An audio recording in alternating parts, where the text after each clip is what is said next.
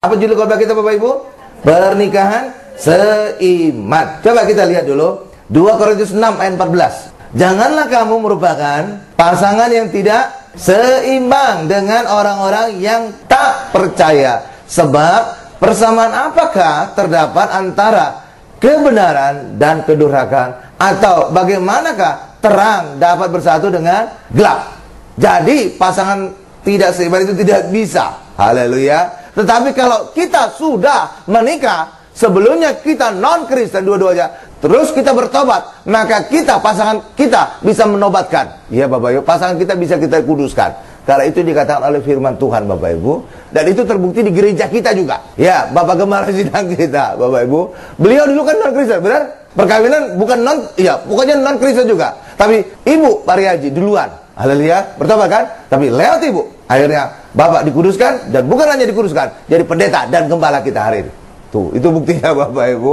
Tetapi kalau kita akan memulai perkawinan, itu nggak boleh beda. Ya, jangan pacar kita pandang lebih dari Yesus, sehingga kita korbankan agama kita korbankan kepercayaan kita korbankan Yesus. Itu tidak bisa, itu ditolak oleh firman Tuhan. Dan itu akan berdampak bagi kita. Kita akan menghilangkan rasa hormat mereka kepada kita Bapak Ibu. Suatu hari kita akan diabaikan, bahkan disingkirkan oleh mereka. Bahkan setelah kita menikah sekalipun Bapak Ibu, walaupun saudara seiman Bapak Ibu, jangan jadikan suami kita, jangan jadikan istri kita lebih utama dibandingkan Tuhan.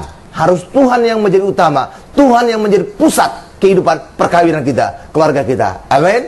Dan itu yang dikatakan di dalam Efesus 5 ayat 22. Setelah itu nanti Efesus 5 ayat 25. Coba kita buka. Hai istri, tunduklah kepada suamimu seperti kepada Tuhan. Nah, itu untuk ibu-ibu. Amin. Artinya di sini Bapak Ibu, Yesus sebagai acuannya, Tuhan sebagai acuannya. Loh Pak, kalau gitu Pak, nanti suami bisa sewenang-wenang. Oh tidak, karena ayat 25 yang mengunci suami. Kita lihat ayat 25 sekarang. Hai suami, kasihilah istrimu sebagaimana Kristus telah mengasihi jemaat dan telah menyerahkan dirinya baginya. Menyerahkan diri itu ngapain? Berkorban. Jadi suami harus rela korban. Bukan hanya korban perasaan, nyawa sekalipun harus rela. Tuh, haleluya Bapak Ibu. Lah iya kan, Yesus korban apa Bapak Ibu? Nyawa kan? Maka suami juga harus siap korban nyawa buat istrinya. Haleluya Bapak Ibu. Itulah sebabnya kalau berdasarkan Alkitab, suami nggak bisa sewenang-wenang, karena dia harus mengasihi istrinya, siap korban sebagaimana Kristus siap mengasihi jemaat. Amin. Nah dari sini ada tersirat Bapak Ibu, bahwa kenapa orang Kristen itu harus menikah seiman. Tadi istri-istri disuruh tunduk kepada suami sebagaimana kepada Tuhan. Benar? Acuannya Tuhan. Benar Bapak Ibu? Oke. Sekarang suami juga di ayat 25 dikatakan, hai suami-suami, kasihilah istrimu sebagaimana Kristus. Jadi ngacunya kepada Tuhan yang sama, mengasihi jemaat yang rela menyerahkan dirinya. Benar Bapak Ibu? Artinya apa? Acuannya sama. Karena itulah harus satu iman. Kalau beda agama, beda kepercayaan, Tuhannya beda. Udah kacau nanti jadinya. Haleluya Bapak Ibu. Saudara itu? Haleluya. Itulah sebabnya pernikahan Kristen harus satu iman, supaya acuannya sama, Tuhannya sama. Istri tunduk kepada suami, mengacu kepada Tuhan. Suami mengasihi istri, mengacu kepada Tuhan. Karena itulah harus satu iman. Kalau beda iman, Tuhannya dua. Haleluya. Berbeda, bisa kacau nanti urusan. Haleluya Bapak Ibu.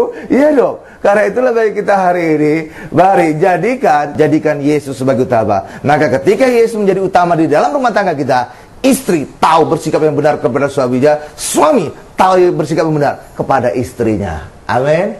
Berikan kemuliaan luar biasa bagi Tuhan Yesus Bapak Ibu. Itu dia. Nah, di Alkitab berbicara tentang kasih itu dari bahasa asli Yunaninya itu ada 3 kasih Bapak Ibu. Ada dikenal 3 kasih. Yang pertama adalah agape. Bukan EGP Bapak Ibu ya. Emangnya gua kepikirin. Agape itu kasih Allah, benar itu. Lalu kedua adalah phileo, kasih persaudaraan. Yang ketiga adalah eros, itu kasih birahi. Ya, jadi dikenal ada 3 kasih. Pertama adalah agape, yang kedua adalah phileo, yang ketiga adalah eros. Nah, kasih agape ini adalah kasih Allah dan hanya bisa dicurahkan oleh Roh Kudus Bapak Ibu, di hati kita oleh Roh Kudus. Haleluya, oleh Roh Kudus. Itulah sebabnya hanya orang Kristen yang bisa punya kasih agape. Kenapa hanya orang Kristen bisa? Hanya agape itu hanya datang karena Roh Kudus datang di hati kita. Dan hanya orang Kristen yang bisa mendapatkan Roh Kudus di dalam dirinya. Kok bisa, Pak? Ya, karena hanya lewat Yesuslah, darah Yesuslah kita menjadi kudus. Dan ketika kita kudus, Roh Kudus bisa hadir dalam diri kita. Karena kekudusan tidak mungkin menyatu dengan dosa. Selama belum dikuduskan oleh darah Yesus, Roh Kudus tidak akan turun pada manusia. Jadi hanya orang dalam Yesuslah yang dikuduskan oleh darah Yesus, Roh Kudus bisa hadir dalam dirinya. Itulah sebabnya Yesus berkata, barang siapa yang percaya kepadaku, Roh Kudus ada dalam dirinya, bagikan air yang berbuah-buah. Tapi di luar Tuhan, siapa yang menguduskan? Nggak ada kan? Lah kalau nggak ada yang menguduskan, Roh Kudus tidak mungkin menyatu pada orang itu. Karena kekudusan nggak mungkin menyatu dengan dosa. Amin Bapak Ibu. Itulah sebabnya hanya orang Kristen lah yang bisa punya kasih agape, kasih Allah. Karena kasih agape hanya Roh Kudus yang memberikan bagi kita. Dan Roh Kudus bisa datang, hadir dalam diri kita lewat dikuduskan oleh darah Yesus. Karena itulah hanya orang yang di dalam Yesuslah yang bisa punya kasih agape. Amin. Yes, haleluya. Nah, orang non-Kristen itu hanya punya kasih pileo dan eros, Bapak Ibu. Agape gak punya. Karena agape mereka gak bisa dapatkan lewat Roh Kudus. Lah iya, mereka belum kudus. Hanya dalam Yesuslah bisa dikuduskan. Dan wanita, para wanita, kita layak untuk mendapatkan kasih yang terbaik. Dan itulah kasih agape yang siap korban, yang siap membela kita sampai mati, Bapak Ibu. Karena itulah kasih Tuhan yang siap mati bagi kita. Nah, keluarga juga harus ada kasih agape, Bapak Ibu. Dan inilah kasih sekokoh batu. Inilah yang menopang kita. Apapun kondisi saudara, kalau kasih agape ada dalam rumah tangga kita, saudara tenang, saudara kokoh. Apapun badai, saudara tetap tegak berdiri. Amin. Berikan kemuliaan luar biasa bagi Tuhan Yesus, Bapak Ibu. Itu dia, haleluya. Dan yang kedua, Bapak Ibu, di dalam rumah tangga juga kita harus punya otoritas terhadap setan, supaya keluarga kita juga dipagari, tidak diganggu oleh setan. Dan hanya orang Kristen yang punya otoritas atas setan. Di luar Kristen, saudara pasti dikalahkan setan. Kenapa di luar Kristen dikalahkan setan? Karena di luar Kristen, Bapak Ibu, mereka tidak ditebus. Mereka masih berdosa. Dan orang berdosa, sesuai dengan kejadian, itu debu tanah. Dan debu tanah dimakan oleh ular, dikalahkan oleh ular. Itulah sebabnya mereka bisa kesurupan. Kalau saudara sungguh-sungguh di dalam Tuhan, apapun setan tidak akan bisa mengalahkan saudara. Ada kode etik perdukunan. Ini bukan saya mantan dukun, enggak. Saya pernah baca di suatu khotbah, pernah saya baca juga di suatu buku. Salah satu pantangan bagi dukun atau kuasa gelap, jangan menyantet, jangan mendukuni orang Kristen. Kenapa? Bisa serangan balik. Ya Bapak Ibu, bisa serangan balik. Kenapa? Karena Yesus menguduskan kita sehingga setan tidak bisa menjamah kita, tidak bisa mengutuki kita, tidak bisa menyantet kita, Bapak Ibu. Dan itu peristiwa seperti Bileam, dia akan mengutuki orang Israel. Bukannya kutuk, malah memberkati orang Israel, Bapak Ibu. Haleluya. Karena itulah kuasa gelap nggak bisa, Bapak Ibu. Itulah sebabnya dukun-dukun, kalau saudara sungguh-sungguh Tuhan, nggak mempan terhadap saudara. Hipnotis sudah nggak mempan. Apapun ketakutan orang, nanti di jalan bisa ditepuk, bisa hipnotis. Ini nggak berlaku bagi kita. Nggak berlaku, Bapak Ibu. Kuasa gelap tidak berlaku bagi kita di dalam Yesus. Amin. Karena kita telah dikuduskan, setan tidak bisa menjamah kita yang kudus. Haleluya. Coba kita lihat bahwa setan bisa memakan debu tanah. Kejadian 3 ayat 14, Bapak Ibu. Lalu berfirmanlah Tuhan Allah kepada ular itu, karena engkau berbuat demikian, terkutuklah engkau di antara segala ternak dan di antara segala binatang hutan. Dengan perutmu lah engkau akan menjalar, dan debu tanah lah akan kau makan seumur hidupmu. Sekarang lihat kepada saya. Ada dua hal yang saya ingin jelaskan di sini berkaitan sama perut, Bapak Ibu. Pertama adalah debu tanah lah yang akan kau makan seumur hidupmu. Dan inilah orang berdosa, debu tanah. Itu dikatakan ayat selanjutnya, Bapak Ibu, bahwa kamu adalah debu tanah, kamu akan kembali menjadi debu tanah. Haleluya, Bapak Ibu. Iya, jadi orang berdosa itu debu tanah, dimakan oleh ular, dimakan oleh setan. Tapi saudara, anak Tuhan, saudara punya kuasa untuk mengusir setan dari kehidupan saudara. Amin. Itu yang dikatakan Markus 16 ayat 16 sampai 18, Bapak Ibu. Kita punya kuasa untuk megang ular, kita tengging ular, kita bisa usir. Wahyu juga dikatakan oleh darah Yesus kita usir segala pendakwa kita. Benar? Bisa. Haleluya. Yang kedua, nah saya ingin jelaskan, dengan perutmu lah engkau menjalar. Ini punya makna yang luar biasa. Jadi setan bisa menjalar lewat perut, Bapak Ibu. Dosa bisa menjalar lewat perut. Bahkan penyakit juga bisa menjalar lewat perut. Ya, banyak penyakit sekarang karena makanan. Benar? Kebanyakan gula akhirnya diabetes. Haleluya Bapak Ibu. Kebanyakan makan lombok-lombok akhirnya apa? Kolesterol tinggi. Haleluya. Banyak makan yang urat, ya apa? Asam-asam jadi asam urat, segala macam lah itu. Jadi lewat perut bisa berjalan penyakit. Yang kedua Bapak Ibu, ya setan bisa berjalan lewat perut. Saya ingin tunjukkan. Adam dan Hawa jatuh karena apa Bapak Ibu? Makan. Nah, perut juga. Benar Bapak Ibu ya? Esau menjual hak kesulungannya karena perut. Benar Bapak Ibu? Haleluya. Ya, keturunan Yakub pindah ke Mesir karena perut, kelaparan kan? Tuh, Elimelek meninggalkan Bethlehem. Ya, bersama Naomi pindah ke Moab Bapak Ibu, sehingga dua putranya mati. Ya, Mahlon dan Kilian. Kenapa? Perut, kelaparan kan? Jadi lewat perut setan bisa menjalan. Penyakit juga bisa berjalan. Tuh, haleluya Bapak Ibu. Ya, tapi juga lewat perut juga kita hari ini bisa mengalami pemulihan. Lewat perjamuan kudus kita terima tubuh dan darah Yesus, kita juga dipulihkan. Amin. Berikan lu kemuliaan luar biasa bagi Tuhan Yesus. Haleluya.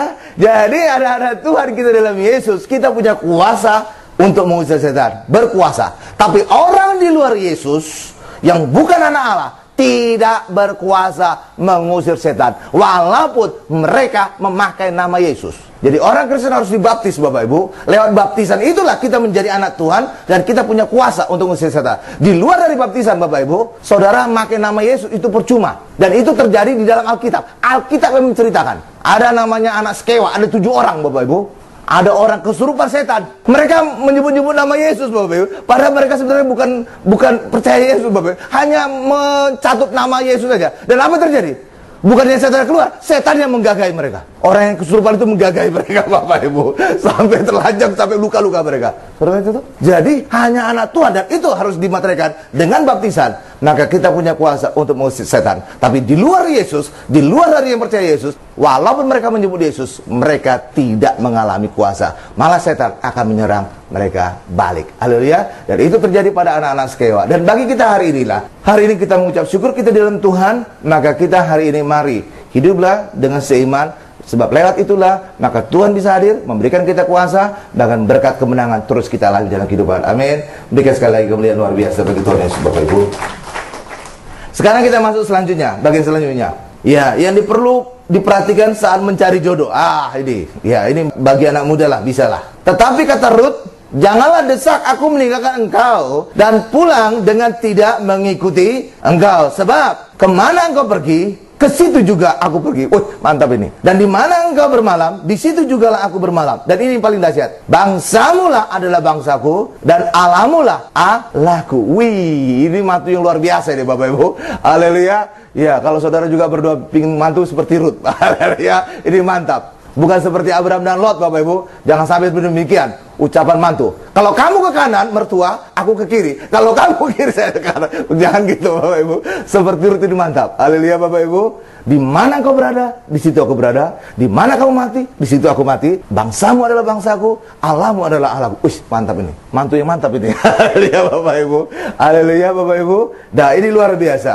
Karena itulah bagi kita pada saat saudara akan menikah, pacaran, jangan sampai cinta memabukkan kamu. Ya, cinta itu memang buta Bapak Ibu, membutakan orang. Tapi jangan sampai hal itu terjadi, jangan memabukkan kita. Pria yang benar-benar mengasihi kita, para wanita, jika ia juga benar-benar mengasihi Yesus. Jadi kalau pacarmu saudara ajak menikah, nggak mau terima Yesus, saudara tinggalkan aja, bye-bye. Masih banyak stok di gereja, bilang aja.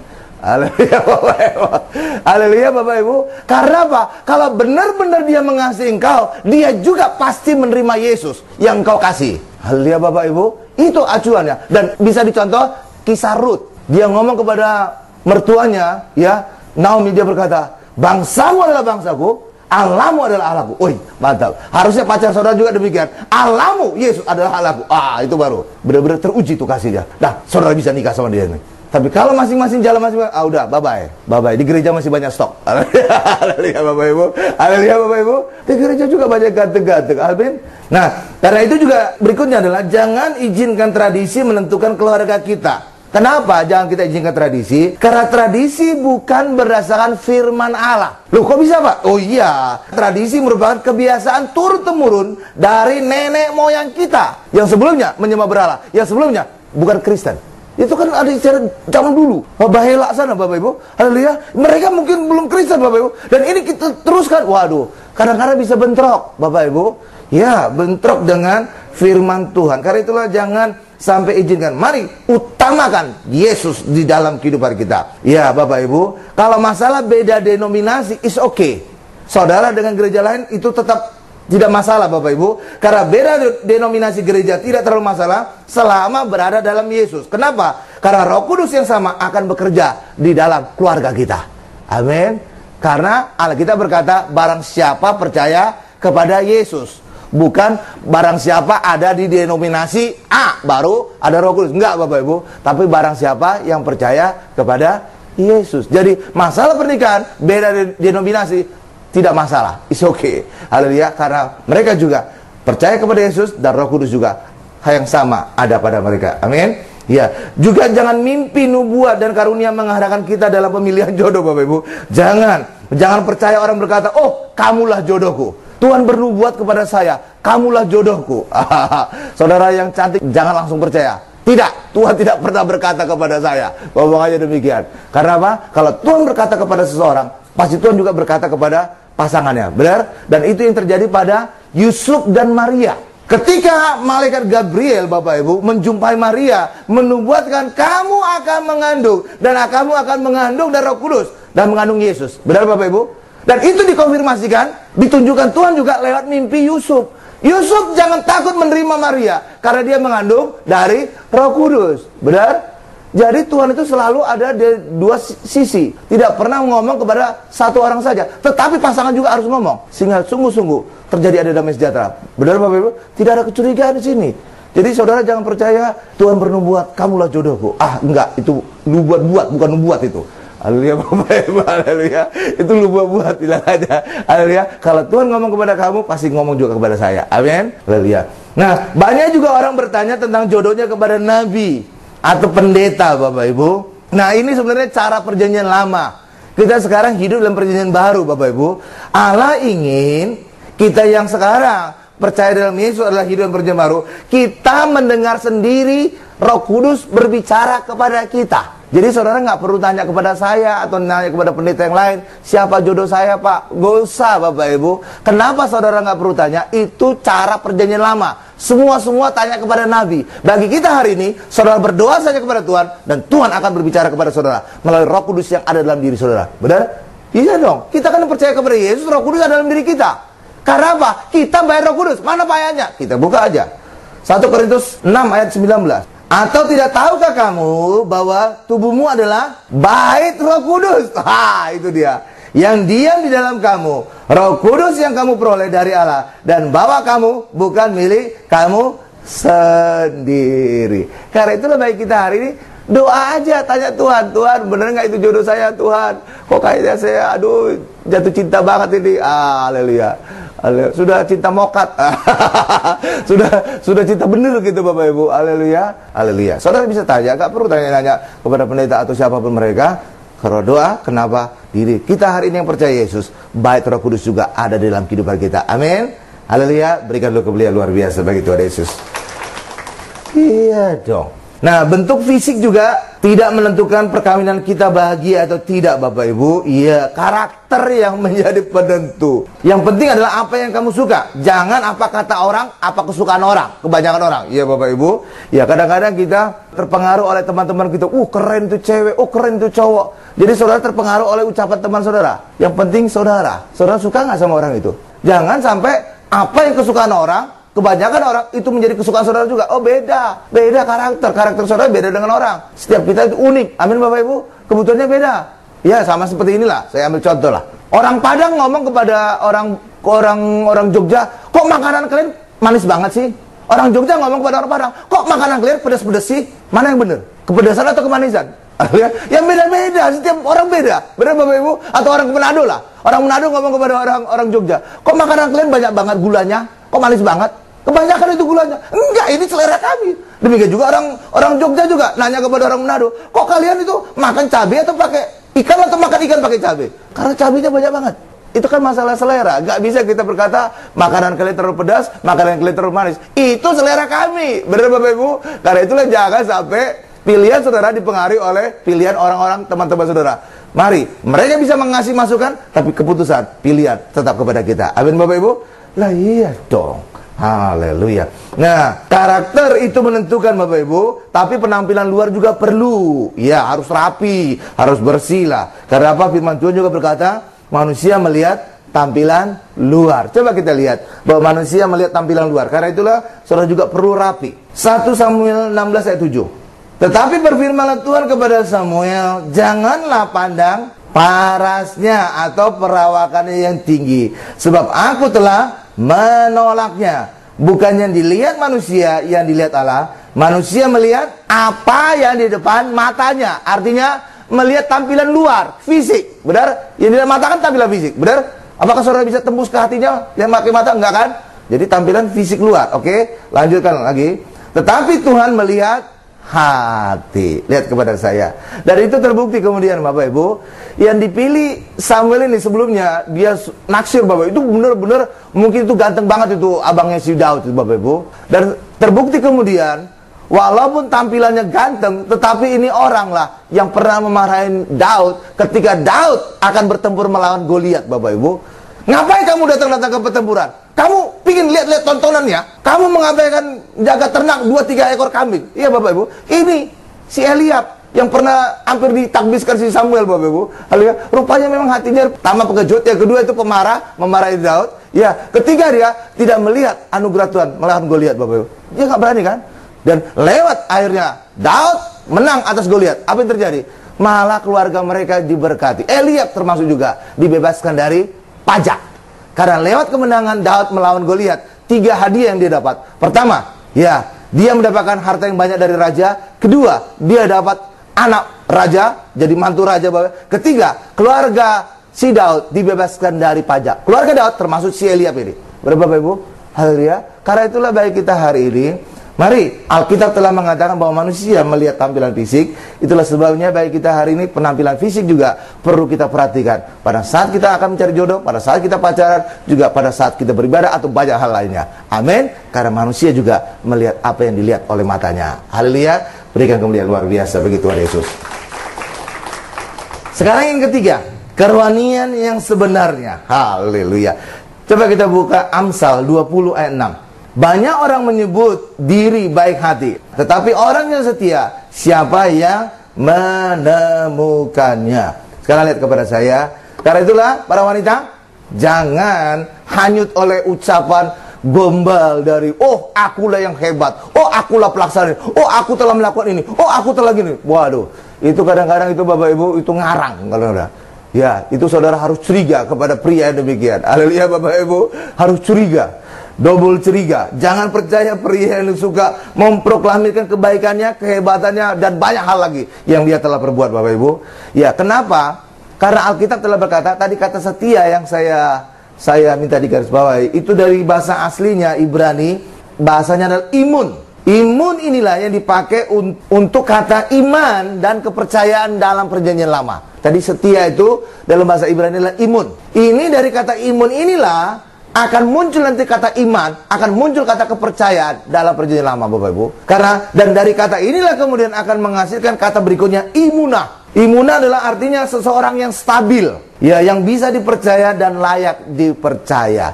Karena itulah hari ini saudara harus hati-hati, atau ya wanita-wanita harus hati-hati, jangan percaya omongan yang terlalu besar-besar demikian. Dan penting juga perlu kita perhatikan, jangan kita melihat semangat seseorang di dalam pelayanan sebagai kerohanian. Belum tentu orang yang aktif dalam pelayanan juga seorang yang siap untuk menikah dan juga siap membuat rumah tangga yang bahagia Bapak. Enggak. Karena ada perbedaan antara kerohanian yang sebenarnya dengan semangat pelayanan. Dan banyak wanita juga merasa safe kalau cowoknya juga pelayanan. Tapi itu bukan salah satu acuan Bapak Ibu. Seringkali semangat dalam pelayanan itu bukan menjadi indikasi, menjadi petunjuk dia menjadi calon suami yang terbaik, memberikan kebahagiaan bagi rumah tangga dan istrinya. Amin Bapak Ibu. Lalu Pak, bagaimana cara melihat suami yang baik? Lihatlah indikator, petunjuk-petunjuk, ciri-ciri kerohanian yang sebenarnya. Apa itu? Bagaimana sikapnya terhadap orang lain, bagaimana sikapnya terhadap orang tua, bagaimana pengampunannya ketika saudara bersalah, lagi pacaran Bapak Ibu. Ya, apakah dia mengampuni saudara? Apakah dia langsung membentak saudara? Ketika saudara jalan gandengan tangan ke sandung batu, apakah dia langsung berkata, "Di mana matamu?" Kalau gitu, itu udah selesai urusan itu Bapak Ibu. Selesai urusan Bapak Ibu. Berarti dia nggak punya roh pengampunan bagi saudara. Haleluya Bapak Ibu. Demikian juga kalau melakukan banyak kesalahan lain, saudara tetap diampuni. Atau mungkin saudara juga janjian ketemu jam 8, saudara datang jam 9, dia mengampuni nggak? Di mana kamu datang? Itu jam karet atau tidak tuh? Itu kalau udah suka marah-marah gitu, udah selesai urusan gitu Bapak Ibu. Selesaikan saja. Kenapa? Dia tidak punya karakter yang mengasihi, mengampuni. Kenapa? Karena ciri orang rohani harus ada buah roh. Ciri orang rohani harus menghasilkan buah roh. Buah roh adalah kasih, kesabaran kan? Lah iya dong. Kalau nggak sabaran, sumbu pendek, wah urusan selesai ini. ini nggak cocok ini. Ya Bapak Ibu. Jadi bukan masalah kita aktif dalam pelayanan atau enggak, tapi saudara lihat juga indikasi yang lain. Bagaimana sikap terhadap orang lain, bagaimana sikap terhadap orang tua, bagaimana pengampunannya ketika seorang melakukan kesalahan saat pacaran dan segala macam. Itu lebih konkret. Amin Bapak Ibu. Iya, sikapnya juga terhadap uang, sikapnya terhadap bos, kestabilannya dalam pekerjaan, Bapak Ibu, itu juga saudara bisa lihat menjadi indikasi kerohanian yang sebenarnya. Ya, pria yang setia pada hal-hal kecil akan setia juga untuk hal yang besar. Coba kita lihat ayatnya. Lukas 16 ayat 10 sampai 11. Barang siapa setia dalam perkara-perkara kecil, ia setia juga dalam perkara-perkara besar. Dan barang siapa tidak benar dalam perkara-perkara kecil, ia tidak benar juga dalam perkara-perkara besar. Haleluya Bapak Ibu. Iya, karena itulah saudara bisa melihat hal-hal ini Bapak Ibu. Dan juga barang siapa yang tidak setia masalah keuangan, maka dia juga tidak akan setia. Dan Tuhan tidak akan memberikan kekayaan yang sebenarnya, kekayaan yang kekal. Amin. Dan juga pria yang cinta uang itu jelek untuk pasangan hidup Bapak Ibu. Karena itulah kenapa? Karena cinta uang adalah akar dari segala kejahatan. Coba kita tutup khotbah kita dengan 1 Timotius 6 ayat 10. Karena akar segala kejahatan ialah cinta uang. Sebab oleh memburu uanglah beberapa orang telah menyimpang dari iman dan menyiksa dirinya dengan berbagai-bagai duka. Karena itulah baik kita hari ini, mari jika ingin juga pasangan yang indah, yang baik, saudara lihat pasangan saudara, apakah dia setiap kali selalu ngomong duit, setiap kali mengacu kepada duit, setiap kali keputusan mengacu kepada duit. Wah, saudara bagusan selesai saja. Karena nanti saudara juga akan dinilai berdasarkan nilai saudara. Saudara ini punya nilai tambah atau tidak? Haleluya Bapak Ibu. Dinilai berdasarkan duit. Haleluya. Karena itulah hari ini mari kita, pernikahan yang seiman itu adalah menjadi pegangan kita. Ketika kita seiman, maka kita mengacu kepada Tuhan yang sama. Ketika kita mengacu kepada Tuhan yang sama, di situ ada berkat, di situ ada kuasa, di situ ada kemenangan dalam kehidupan kita. Amin. Berikan sekali kemuliaan, luar biasa, paling lama, paling dahsyat bagi Tuhan. Kita tundukkan kepala kita.